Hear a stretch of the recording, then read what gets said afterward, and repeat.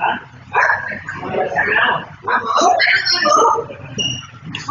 mà không kia được chê rồi. Cái gì cái cho được biết. Bắt giờ. Không có chê được. Chị tao phải không biết. Rồi. Bao nhiêu bao biết anh?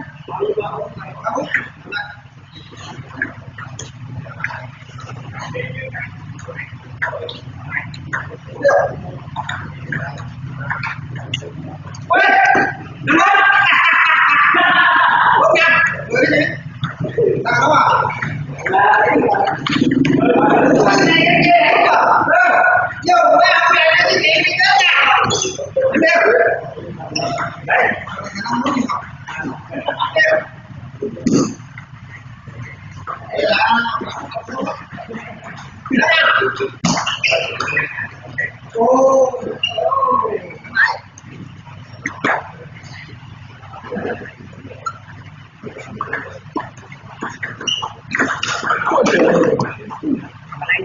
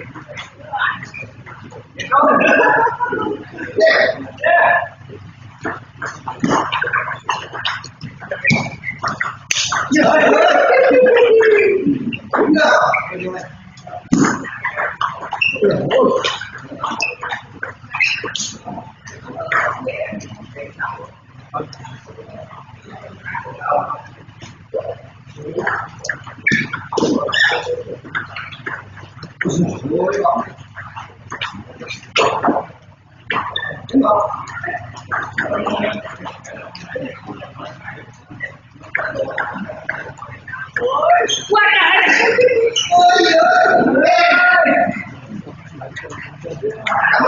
Mì Gõ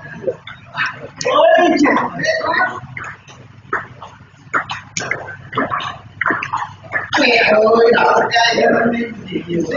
bỏ lỡ những video